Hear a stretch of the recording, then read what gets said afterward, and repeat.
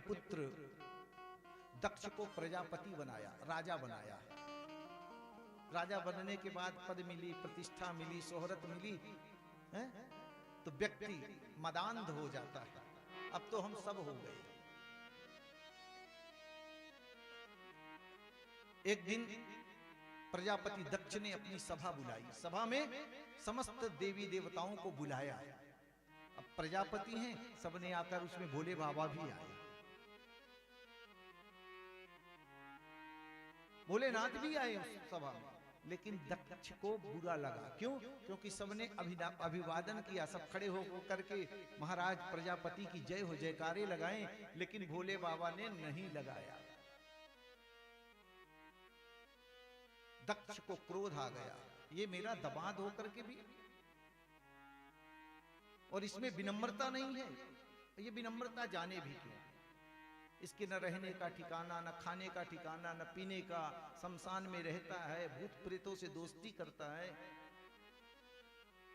इसमें विनम्रता नाम की चीज है ही। अपने समस्त मंत्री परिकरों को बुलाकर कहता है कि सुनिए, सब शांत हो गए, कोई विशेष सूचना होगी कि श्रूयताम ब्रह्मर्षयो में सहदेवा सहाग्न्यः साधूनां ब्रुवतो वृत्तम नाज्ञानाय च मत्सरा। सुनिए सुनिए। बोले क्या सुनिए महाराज, कुछ सुनाओ। बोले विशिष्ट लोगों की सभा में विशिष्ट लोगों का ही आगमन होना चाहिए। कोई उदंड अथवा संस्कार विहीन व्यक्ति आ जाता है तो सभा की सुंदरता में एक दाग लग जाता है। सब एक दूसरे को देखने लगे, महाराज यहां पर कौन असभ्य व्यक्ति बैठ गया। दक्ष कहते हैं महाराज इधर उधर क्या देखते हो, ये तुमको बिल्ली जैसी आंख वाली ये शंकर नहीं दिख रहा? शमशानवासी, न पहनने को वस्त्र है। किसी ने कहा महाराज इतने ही दोस्त थे तो अपनी बेटी क्यों ब्याह की? अब तुमको दोस्त नजर आ रहे हैं जो बेटी का विवाह किए तो उस समय नहीं समझ में आया। बोले वो तो मैं ब्रह्मा के कहने पर कर दिया था, वरना कहां हमारी सुकुमारी मृगनयनी पुत्री सती और कहां ये अवगणधानी भूत प्रेतों से दोस्ती करने वाला। मैत्रेय मुनि विदुर जी से कहते हैं देखो जी, दक्ष के अंदर अहंकार उत्पन्न हुआ। किस बात का? बोले पद का। वो देवादिदेव, सबसे संसार में सहजता से प्रसन्न होने वाले देवता कोई हैं तो भोलेनाथ। जो संसार की किसी काम की चीज ना हो वो भोलेनाथ को चढ़ा दे। हैं? कोई भांग धतूरा खाना चाहेगा? सब भोलेनाथ कहते हैं किसी काम का नहीं, दे दो। सागर मंथन के समय विष निकला हलाहल, देवता लोग कहे महाराज ये विष पी जाओ। सती महारानी बगल में बैठी हैं, क्या कहती हैं देवी? बोले कौन? अभागन पत्नी कहेगी कि जहर पी लो अपने पति को, परंतु अपने पति की सामर्थ्यता को जानते हुए कहती है माता सती, देव आप वही कार्य करिए जिसमें संसार का हित हो। एक बार भूत प्रेत दौड़े दौड़े गए, भोलेनाथ भोलेनाथ क्या हुआ बाबा? बोले हमको क्यों पैदा किया था, क्या हुआ? बोले जो देखे वह बोतल में छू मंत्र करके बंद कर देता है, कोई अपने साथ नहीं रखता। बोले आ जाओ सब। सांप बिच्छू दौड़े दौड़े गए, बोले हमको भी कुछ अमृत डाल दिए जाते तो हम घर घर पाले जाते। विष दे दिया, जो देखे वही मार के फेंक देता है। बोले बाबा कहीं क्यों डरते हो, आ जाओ। तो अपने गले का हार बना लिया, भुजगेंद्र हारम, सर्पों का हार बना लिया, बिच्छुओं का कुंडल बना लिया, भूत प्रेतों को बराती बना लिया, सहपाठी बना दिया। कौन ऐसा दयालु? सब देवताओं की तो इतनी खुशामदी करो, सुंदर श्रृंगार करो, 56 भोग लगाओ, भोलेनाथ को तो एक लोटा जल चढ़ा दो, उतने में ही प्रसन्न। जब दक्ष इस तरह अपमान करने लगा, उनके गण नंदी भृंगी से सहा नहीं गया। अब तो श्राप सभा होने लगी, एक दूसरे को दक्ष भी श्राप देने लगे, जाओ आज से शंकर जी के गण जो होंगे पाखंडी हो जाएंगे। नंदी से रहा नहीं गया, तड़क के उठा, श्राप देने लगा। भोलेनाथ कहते शांत हो जाओ। अरे मैं आपकी निंदा नहीं सुन सकता। अरे भैया निंदा कौन सुनने को कह रहा है, ये ससुराल है, ससुराल की गाली सबको खानी पड़ती है। बस अंतर इतना है कि कोई शादी में खाता है, कोई शादी के बाद खाता है, खानी तो सबको पड़ती है। भोलेनाथ कहते हैं ये तुम्हारी ससुराल है, ससुराल वाले गाली दे रहे हैं, खाने तो। भोलेनाथ गाली तक तो ठीक है, ये आपकी निंदा कर रहे हैं, मैं नहीं सुन सकता। बाबा कहते हैं अवश्य हरि हरि निंदा सुनाई जो काना, होहि पाप गौघात समाना। किसकी किसकी निंदा? बोले हरि की, भगवान की, पति की। एक पतिव्रता स्त्री को अपने पति की, भगवान की, गुरु की निंदा कभी नहीं सुननी चाहिए। हो सके तो वहां सामना करे, अगर वह नहीं कर सकता तो उस सभा का तिरस्कार करके दूर चला जाए। भोले बाबा अंत में छोड़कर उस सभा को जाते हैं। राजा दक्ष ने कनखल में एक महायज्ञ का आयोजन किया, सभी देवी देवताओं को बुलाया, लेकिन माता सती को नहीं बुलाया। देखो देवता भी बड़े मजे लेते हैं। अब सब देवता विमान में बैठ बैठ करके सती के हिमालय पर्वत के ऊपर ही से जा रहे हैं। इंद्रादि अप्सराओं ने पूछा प्रणाम करके, माता सती आपको प्रणाम है, क्या बात है, कहां जा रही हो? बोले आपको पता नहीं, आपके पिता दक्ष ने बहुत बड़ा यज्ञ किया है। लोग मजा लेने वाले भी होते हैं ना, थोड़ी घर में हुई खटपट तो पड़ोसी को बढ़िया मौका मिलता है आग में घी डालने का। तो आज देवता लोग भी, आज देवता गण भी वही कर रहे हैं। माता सती के हिमालय पर्वत से पुष्पक विमान में बैठ बैठ कर जा रहे हैं। माता सती ने देखा ये जा रहे हैं, मन में विचार करने लगी। पिता पुत्री का तो संबंध बहुत उच्च होता है, किस कारण से हमारे पिता ने शिव जैसे दामाद, सती जैसी पुत्री का परित्याग कर दिया। पर हो ना हो मैं जाके भोलेनाथ को मना लूंगी, पति हैं, पति कैसे मान जाएंगे, ये पत्नी को खूबी मालूम। चाबी उनके पास है, कहां पर लगानी है, कैसे घुमानी है, सब एकदम से मालूम। भगवान माता सती जाती, भोलेनाथ, भोलेनाथ पैर दबाना शुरू किया। प्रायः माता सती कहती थी, आज सती की परीक्षित मैत्रेय मुनि विदुर जी को कहते हैं भाषा बदल चुकी है। आज भोलेनाथ के पास जाके कहती हैं, भोलेनाथ आपको पता है आपके ससुर प्रजापति दक्ष ने बहुत बड़ा यज्ञ किया, और नहीं तो बात आएगी तो मेरा मायका होगा। लेकिन आज माता सती भोलेनाथ को मनाने के लिए कह रही हैं, आपके ससुर दक्ष ने यज्ञ किया। अंत में भोले बाबा कहते हैं, देवी कहते हैं बिना बुलाए 3 जगह कभी भी नहीं जाना चाहिए, खासकर मायके पक्ष में। कभी उत्सव हो, कोई सार्वजनिक कार्यक्रम हो और पिता सास भाई सबको बुलाएं, और अगर पुत्री को ना बुलाएं, वहां पर नहीं जाना चाहिए बिना बुलाए। बाद में चले जाएं, आगे पीछे चले जाएं। माता सती कहती हैं, हम 16 बहनें थी, जाएंगी बहनों से मिलेंगी, चलिए ना भोलेनाथ। बहुत समझाते हैं भोलेनाथ, लेकिन माता सती नहीं मानती।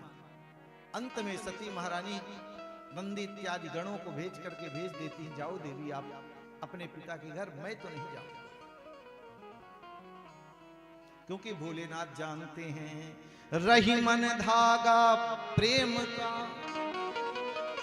मत खींचो चटकाए, टूटे से फिर ना जुड़े, जुड़े गांठ पर जा। देखो अति नजदीकी से दोष दिखने लगता है। किसी से अगर अच्छी मित्रता हो ना, उसमें थोड़ा फासला रखना चाहिए। बहुत नजदीकी जब हो जाती है रिश्तों में, तो उसमें दोष का दर्शन होता है, और जब दोष का दर्शन होता है तो वहीं पर मतभेद उत्पन्न होता है। इसीलिए रहीम जी कहते हैं कि रहीमन धागा प्रेम का मत खींचो चटकाए। और एक बार दोस्त दिख गया ना, लाख गांठ लगा लो, वो गांठ रहने ही वाली है, जाएगी नहीं, कितना भी कर लो। भोले बाबा जानते हैं विधि का विधान बहुत प्रबल है, लाख टालने की कोशिश की। महादेव बाबा जानते हैं मैं तो अपमान सह गया, सती नहीं सहेंगी। बहुत समझाया देवी मत जाओ मत जाओ, लेकिन सती ने जिद की। भोले बाबा समझ गए कि अब बात बहुत आगे निकल चुकी है और समाधि में बैठ जाते हैं, भगवान को याद करने लगते हैं। हुई है सोई जो राम रचि राखा, हुई है जो राम रचि राखा, हुई है सोई जो राम रचि राखा, हुई है वही जो राम रचि राखा, को करी तरह बड़ा वैसाखा, वो कहीं तरह बड़ा वैसाखा, हुई है वही जो राम रचि राखा, हुई है वही जो राम, हुई है वही जो, हुई है वही जो राम रचि राखा। विधि का विधान राजन बड़ा प्रबल है। ब्रह्मा ने जो कलम चला दी, राम जी का राज्याभिषेक होने था, वन हो गया दूसरे दिन सुबह। ऐसे न जाने कितने हमारे इतिहासों में प्रसंग है। विधि का विधान राजन बहुत प्रबल है। माता सती जाती हैं और जाने के बाद देखती हैं तो देखो, परमात्मा जब विमुख होता है तो अपने भी पराये हो जाते हैं, परमात्मा सन्मुख होता है तो पराये भी अपने हो जाते हैं। इसीलिए किसी पर यह एहसान नहीं डालना चाहिए उसने मेरे साथ बहुत अच्छा किया, वो उसने करवाया तो उसने किया। आज माता सती पहले क्या कहती हैं, भोलेनाथ हम 16 बहनें हैं, जाएंगी बड़े प्रेम से मिलेंगी। जब सती महारानी गई तो बहनों ने व्यंग के बाण मारने शुरू कर दिए। सती आई हो, बोल नहीं रही है, बिना बुलाए ही आ गई। अच्छा अच्छा अच्छा देखने आई होगी। पहली बहन ने एक व्यंग के बाद, दूसरी बहन करती अभी कपड़े वगैरह पहनने लगे हैं कि वैसे दिगंबर वेश में। तीसरी बहन बनती है कुछ रहने के लिए बनाई व्यवस्था कि अब भी वैसे ही शमशान में वास करती। पिता ने भी मुख मोड़ लिया, बहनों ने मुख मोड़ लिया, एक केवल बची माँ। इसीलिए माँ से है माइका, माँ है तो माइका है, माँ नहीं माइका नहीं।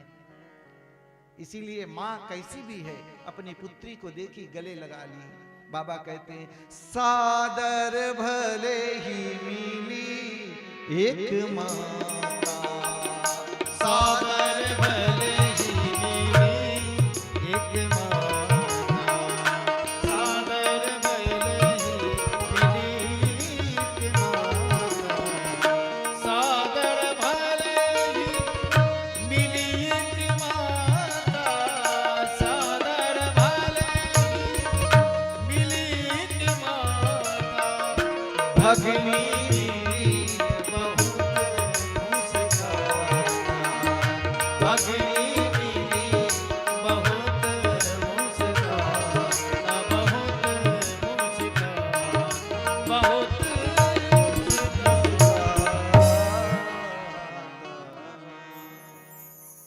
बाबा कहते हैं एक माँ ने ही प्यार से सती को गले लगाया और सबने अपने अपने मुख राजन मोड़ लिए। क्यों? क्योंकि वहां भोलेनाथ की आज्ञा की अवहेलना माता सती ने की, तो पति की आज्ञा की अवहेलना करने के कारण मायके में जो अपेक्षा रख के आई थी, अपेक्षा के समान उनको आदर प्रेम नहीं मिला।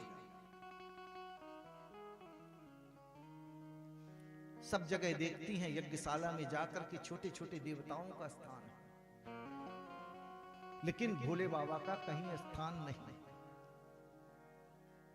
जाकर के देख करके अपने मन में ग्लानि से धिक्कारने लगती है, आज मैं किस मुख से जाऊंगी? अगर मेरे जाने के बाद पतिदेव भोलेनाथ कहेंगे आओ दाक्षायणी, मैं क्या जवाब दूंगी कि मैं एक शिवद्रोही की पुत्री हूं। उस शिवद्रोही की जो यज्ञ में छोटे छोटे देवताओं को भाग दिया, पर भोलेनाथ जैसे महान तपस्वी को स्थान नहीं दिया। अतस्तवोत्पन्न विदम कलेवरम न धारिष्ये। माता सती ने मन में संकल्प ले लिया, हे देवताओं, मैं ये दक्ष के द्वारा प्राप्त शरीर को यहीं पर ना जला दूंगी, भस्म कर दूंगी, पर याद रखना तुम देवता इस दंड के भागी होगे। ऐ दक्ष, जिस शिव का नाम उच्चारण करने से जीव के जन्म जन्मांतर सब पाप नष्ट हो जाते हैं, उस शिव का तुमने अपमान किया। तू जानता नहीं कि शिव कौन है। अनेकों प्रकार की आज मुझको दुख हो रहा है कि मैं एक शिवद्रोही के घर में पुत्री बन के जन्म ली, अब यह शरीर नहीं धारण करूंगी। और देखते देखते माता सती ने अपने उस दक्ष के द्वारा प्राप्त पंच भौतिक शरीर का यज्ञ के अग्नि कुंड में समाप्त कर दिया। बोलिए सती महारानी की। सती महारानी ने प्राण त्यागा। भोलेनाथ को गणों के द्वारा जब पता चला, अपने बालों का एक निकाला और जमीन में पटला, भो भद्र तेरा कल्याण हो। क्या आज्ञा? भयंकर विकराल वीरभद्र नाम के गण को उत्पन्न कर दिया। जाकर पूरे यज्ञ को विध्वंस किया है। दक्ष की मुंडी काट करके कुंड में डाल दिया। यज्ञ की पूर्ति कैसे हो, सब देवता स्तुति करने लगे।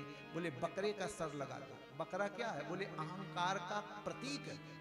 इसीलिए भोलेनाथ के भक्त क्या कहते हैं? बम बम। बोले बकरे का बे बे करता है मैं में, इसीलिए भगवान ने अंत में बकरे का सर लगवाया। यज्ञ की पूर्ति हुई। दूसरे जन्म में वही माता सती हिमांचल और मैना के यहाँ पार्वती रूप धारण करके पुनः शिव को प्राप्त करी। राजन, यह पावन चरित्र श्री मैत्रेय मुनि ने